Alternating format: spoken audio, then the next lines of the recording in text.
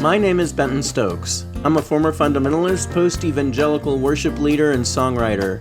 I enjoy wry Manhattans, roller coasters, and road trips, just not all at the same time. I'm Elane O'Rourke, and I'm a teacher, an author, and a spiritual coach. I was a philosophy professor and a liberal pastor in a couple of former lives, and these days I love aha moments and not-so-dry martinis. We have conversations about life and God with a queer perspective, over cocktails, like you. This is Cocktail Theology. Hey, so our cocktail today is the Vieux Carre. Ooh, and one of my favorites. Really, really great. Now, it has equal parts rye, cognac, and sweet vermouth. It has a little bit of Benedictine, which we enjoy. Mm-hmm. It gets Angostura bitters and a lemon twist, just to brighten it up a little, and it's so good. That lemon twist makes such a difference. It's really startling. It really does. You come across a drop of the lemon oil, it comes out of the twist, and it's like, whoa! Yeah, I really, really like this drink. It's tasty. Yeah, I was just feeling like we needed to move back to rye for a minute. Mm-hmm. We'll get back to gin and tequila and rum soon enough. I like it. And I like the fact that the first word in the name of this means old in French, and we're talking about something. I realize I'm kind of doing this long loop around, but we're talking about something that kind of has to do with that. About something really old. Yes, yeah. we are. So today we are talking about Catholicism and posing the question, are Catholics Christians? Now, I have to tell you that I find that question so bizarre. Yeah. But I know that people came up, some of our listeners at least, were reared with the idea that Catholics were not Christian. Oh, yeah. And then today, it was announced, or I'm sure this was announced before this, I noticed that the vice presidential candidate of the hour, Vance, apparently was reared nominally evangelical, and we can have a discussion about whether that's actually possible, then converted to Catholicism. Mm-hmm. And part of the reason he said he did was because of the ritual, that the ritual moved him. So I thought that was fascinating. Yeah, I read the article.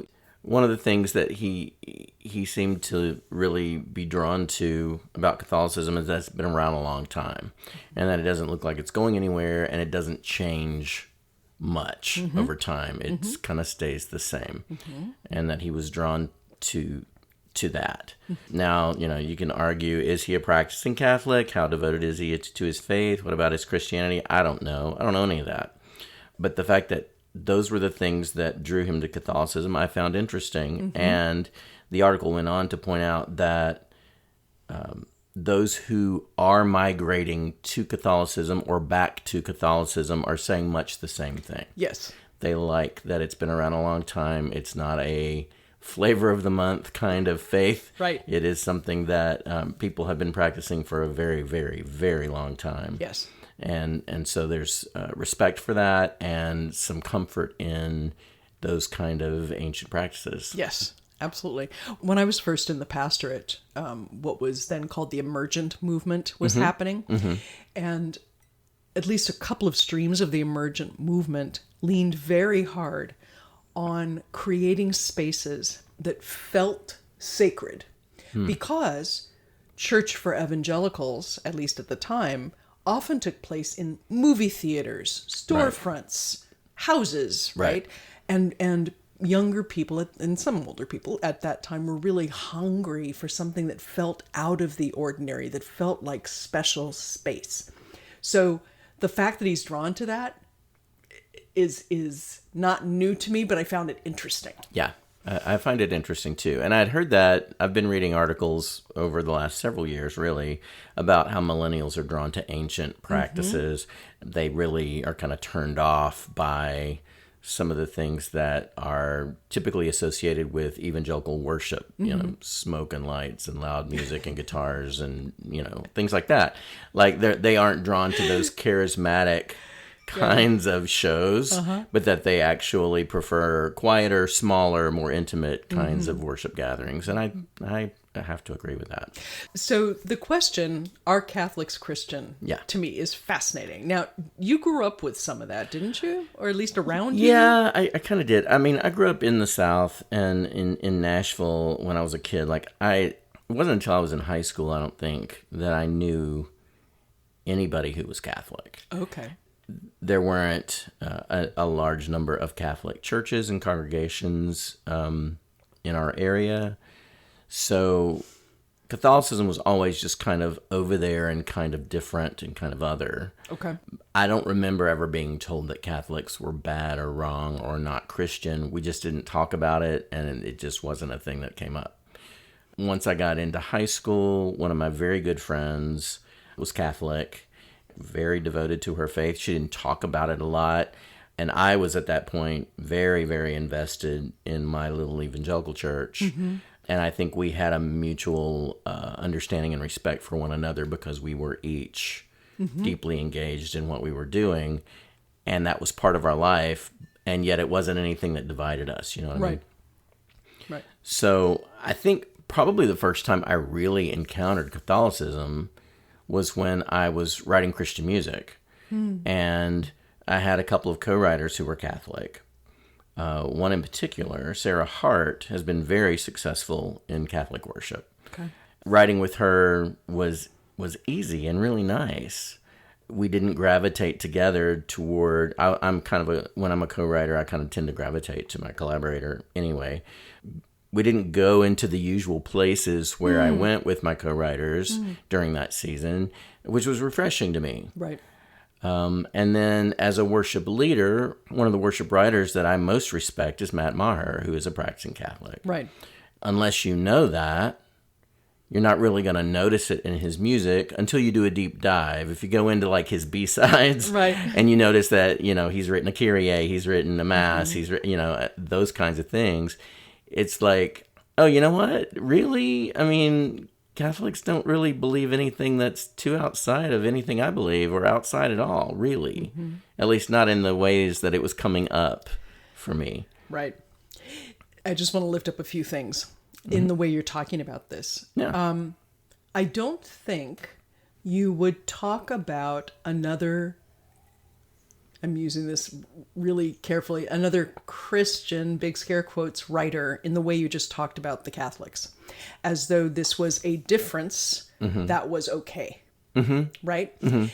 And when it's really easy to read places, things like when Catholics and even Christians, or when Christians even Catholics, or when Catholics and Christians got together to do right, which always it just always makes my teeth hurt. The idea that Catholics and Christians are two different groups of people. Now, what it really means is high church or historical church and low church, right? Yeah, that's what that means. That's really kind of what that means, right? But the language of it is fascinating to me. It's interesting to me too, and of course now my preferred worship style is more liturgical, and even though the church that I most often attend when I'm not helping lead worship at other churches is an Episcopalian church that is not Catholic, but the church that we attend leans into Anglo-Catholic tradition, and I love it. I'm really drawn to that, and so I kind of understand why a lot of Christians or people who are see the problem? People who are aspiring to be Christians, people who are searching for a way to experience Jesus in a way that's meaningful to them. A lot of them are seeking out these kinds of worship practices. Yes. As opposed to, hey, y'all, come on in and we're going to get our praise on and have a good time with the Lord. That's right. That's just a different animal. Yes. And to me, that feels, at this point in my life, and given everything about me, that feels way more foreign to me now than does quietly coming in and enjoying a liturgical service in an Episcopalian church. Okay, so it sounds to me, gosh, there's so much interesting stuff in this. So it sounds to me that some of the common Christians versus Catholics stuff comes out of a couple of different things. One is the notion of liturgy. Okay. And liturgy is a format of worship where much of the language, not all of it, much of the language is preset and has a particular order, and that order dates back to the very beginning of Christianity. Mm-hmm. One of the things about that preset order and preset language is if you go to a Catholic church here, or you go to a Catholic church in Zimbabwe, you're going to have the same order. Yeah. So as churches aspired to be universal, liturgy made it much easier for them to be universal. Sure, yeah. Because you were spreading out. Your music would change, and of course the preaching would change. That kind of stuff prayers would change. But the basic, here's what we do when we come together, was able to be moved from one place to another. Yeah. Now, non-liturgical churches also have liturgy. They just don't mention it. Yeah, they right? do. Mm-hmm. So if you think about what we would call a free church or a low Protestant church, something like that, almost always there will be a set pattern to how the music goes, a set pattern. There will be some touchstone words that always get said, that kind of thing. That's liturgy. Yeah. Right? Yeah. But with the historical churches, the liturgy is both old, usually, and announced. I mean, it's a thing everybody knows about. Yeah, right. So that can make you feel, when you go into a church like that, it can make you feel as though you have no idea what you're supposed to do. Mm-hmm. Because it all may feel foreign. Mm-hmm. But once you're used to it, you could go to any other one and you're going to know exactly pretty much the same what you need to do. Yeah. Right. Now, I can go on about this for a long time about some of the advantages to liturgy, but I think that that's one of the things that has made Protestant Christians uncomfortable, is this idea that if you have liturgy, then you cannot be spirit-led. Yeah. Right? Right. Which is nonsense. That is nonsense. And it also points out that they have this feeling that the Spirit is leading their church, which really has a liturgy. They just don't talk about it. Yeah. That's a whole thing in itself. But I think the other piece that maybe people have trouble with, and let me know, listeners, if this isn't true for you, please let us know. But I think the other pieces that people can have trouble with are the idea that there is deliberately phrasing it this way, a supreme commander of the Catholic Church. Right. Right. Now, if you called it that wouldn't be so weird for people, because they would kind of actually understand what that meant. Yeah. Right. But the Pope, yeah. Who is both the tone setter and the final arbiter of what the basic tenets practically are of the Catholic Church. Okay, So there's that. But then I think the other thing that people have trouble with, particularly in Protestant churches, is the fact that the Catholic Church values Mary. Yes.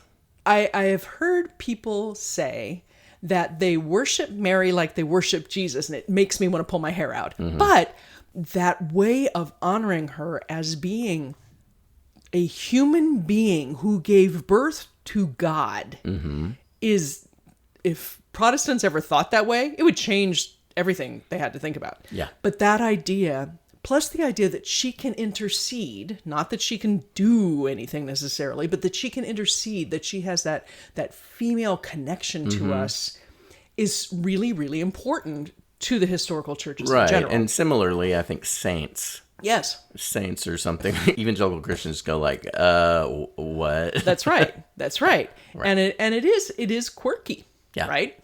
As opposed to the way that say St. Paul would have referred to. Now notice what I just did there. The way St. Paul would have referred to saints, right? Yeah. Which meant the just the body of followers, right? Yeah.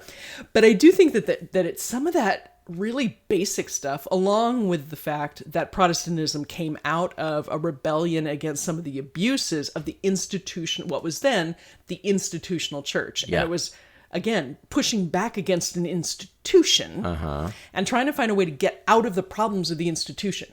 Well, if you reject the institution, but you put everything into the Bible, then you'll avoid this problem, which of course didn't happen. But I think that's some of it. I do find it kind of bizarre. I admit this. Yeah, I think another thing is all the icons and sort of the mystical nature of those kinds of things. I was in in Europe recently, all of the incredible art and the incredible, the obvious venerance that's given to pieces of art like gold gilded trunks and like just so many things that I have no idea what I'm looking at, but it's clearly very important and special. For sure. But when you look at all of these things, even in the smallest of churches, it is clearly such an important piece to who they are and their identity, but also it ties them to the much larger church too, because you would see Mary depicted in different ways, but always depicted somehow in all of these different places, which I always found, and I still find so interesting. That's right. And the historical churches have a sense that a human being can become holy. Mm-hmm. Protestant churches think that too, again, but they don't talk about it that way. I've heard Protestants talk about how monks are supposed to be celibate and priests are supposed to be celibate and how weird that is, except that's what purity culture is. That's what purity culture is, yeah. So it's again, I think it comes out of, besides just obstinance, it comes out of a deep lack of understanding of the different way of viewing the connection between the divine and the human. I like that, yeah. Right? And so if you see everything as potentially divine, not necessarily divine, but potentially divine, you treat it differently. Yes, you do. Right? And if your view is that the Eucharist, communion, is the centerpiece of the church, that every time you meet, every time you do this, remember me, is the point of the church, as opposed to some guy, usually a guy, getting up and talking at you, being the centerpiece of the church, it changes the way you think about it. So much, right? yes. But they're all Christian. I mean, they're all centering on the words, teachings, and actions of Jesus set in the historical context of what we now call the Hebrew Scriptures. That's it. Yes. So to answer the question, are Catholics Christians? Yes. Yes. Yes, they are. Catholic friends, we would love to hear from you. Non-Catholic friends who are scratching your heads, we would love to hear from you. We are here for all of it.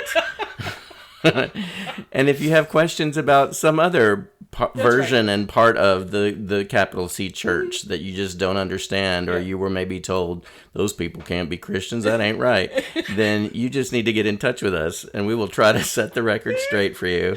Or, if you just want us to talk about J.D. Vance and the way he practices Christianity, please send us a note.